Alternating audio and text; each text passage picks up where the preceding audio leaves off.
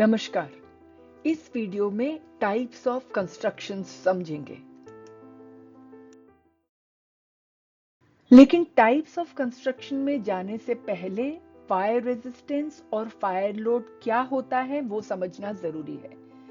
Fire resistance का मतलब है कि किसी बिल्डिंग में यूज होने वाले एलिमेंट्स जैसे कॉलम्स, बीम्स, वॉल्स फायर से कितनी देर तक सुरक्षित रह सकते हैं, यानी कि जो मटेरियल उनको बनाने में यूज किया गया है जैसे कंक्रीट या स्टील, वो कितनी देर तक फायर को झेल सकता है। इसे मिनट्स में मेजर किया जाता है।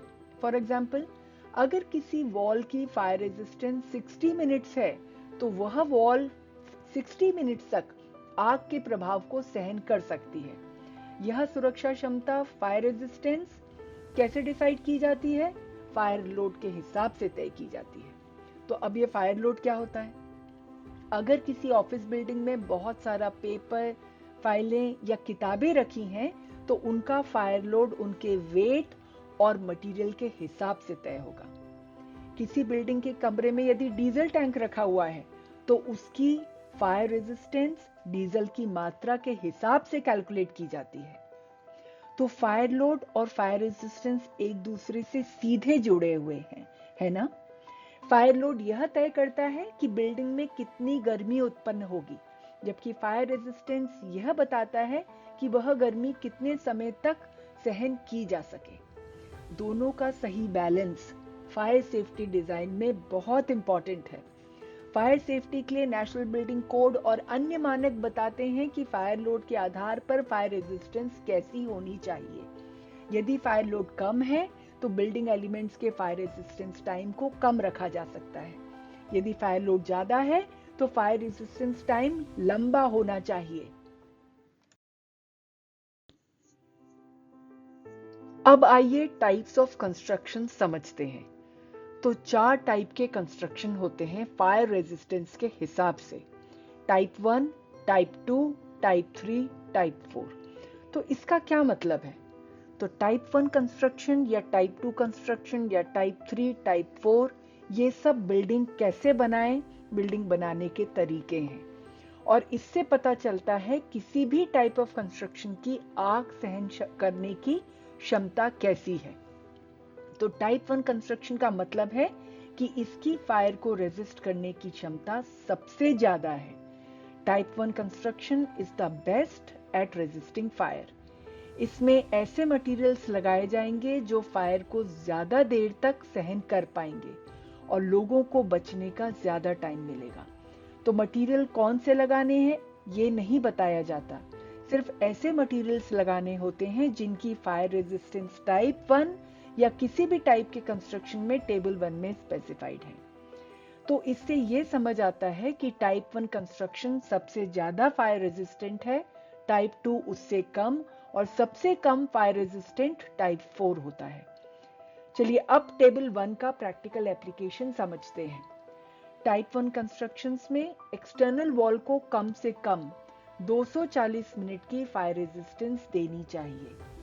जो वॉल्स बीम्स को सपोर्ट दे रही हैं उनकी फायर रेजिस्टेंस कम से कम 180 मिनट होनी चाहिए। फ्लोर 100 मिनट की रेटिंग का होना चाहिए, रूफ 100 मिनट की रेटिंग का होना चाहिए। अगर दो घरों के बीच में लोड बेयरिंग कॉमन वॉल हो तो उसकी फायर रेजिस्टेंस कम से कम 120 मिनट की होनी चाहिए। तो टेबल 1 इस प्रकार बताता है कि टाइप 1 की क्या रिक्वायरमेंट्स हैं, वैसे ही दूसरे टाइप्स की रिक्वायरमेंट्स भी इस टेबल में दी हुई हैं।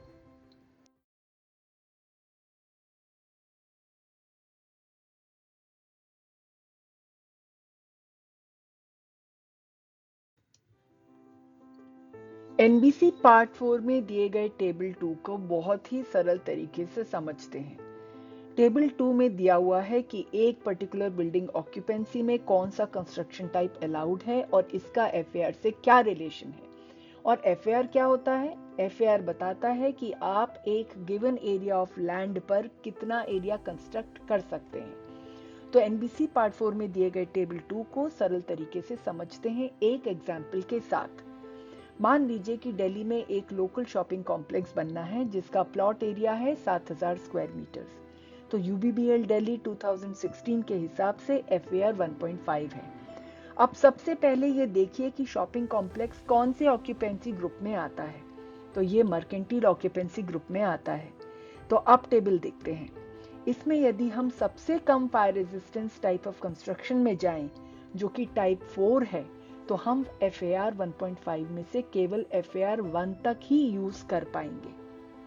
लेकिन यदि हम टाइप 1 या टाइप 2 में कंस्ट्रक्शन करते हैं तो हम पूरा 1.5 FAR यूज कर पाते हैं।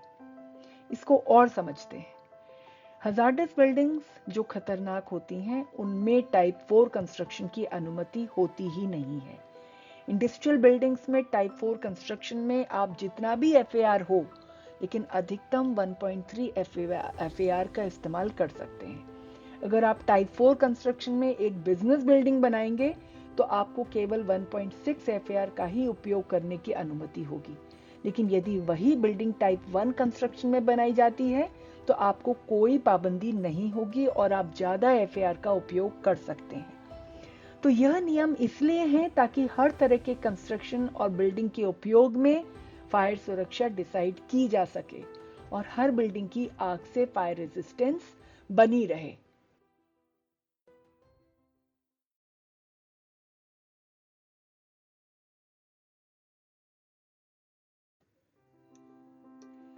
तो अब देखते हैं कि NBC में कौन से बिल्डिंग एलिमेंट की कितनी फायर रेजिस्टेंस दी गई है।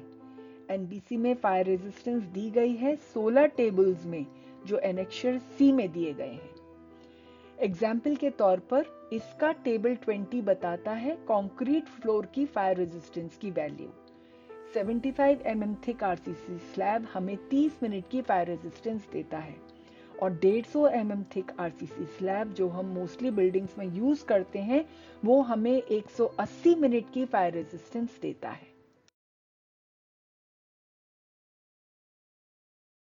जैसे एनेक्सर C में कंक्रीट स्लैब की फायर रेजिस्टेंस बताई है, वैसे ही इस एनेक्सर में 15 और टेबल्स हैं जिसमें brick walls, concrete columns and beams और अन्य प्रकार के कंस्ट्रक्शन एलिमेंट्स की फायर रेजिस्टेंस भी दी गई है।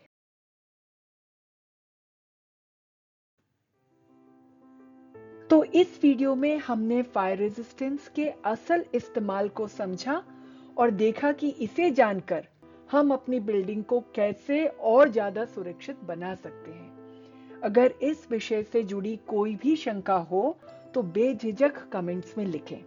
मैं हमेशा आपके सवालों को ध्यान से पढ़ती हूँ और जवाब देने की पूरी कोशिश करती हूँ। NBC का पार्ट 4 बहुत ही बड़ा और गहरा है, इसलिए मैंने सोचा कि इसे छोटे छोटे वीडियोस में बांटकर समझाऊं ताकि आप आसानी से हर एक पहलू को समझ सकें। मित्रों, इन वीडियो को बनाते हुए मुझे भी नए नए पहलू जानने को मिलते हैं और जब चीजें समझ में आती हैं तो सच में बहुत अच्छा लगता है। आपका फीडबैक हमेशा मेरे लिए बहुत इंपॉर्टेंट है। मुझे अभी बहुत सारे टॉपिक्स पर आपके साथ यात्रा करनी है, तो मुझे खुशी होगी कि अगर आप मुझसे जुड़े रहें और साथ में सीखते रहें। आप भी मुझे बताएं कि कौन से टॉपिक से जुड़ी जानकारी आपके लिए उपयोगी हो सकती है। मैं आपके विचारों का इंतजार करूंगी। तब तक के लिए धन्यवाद।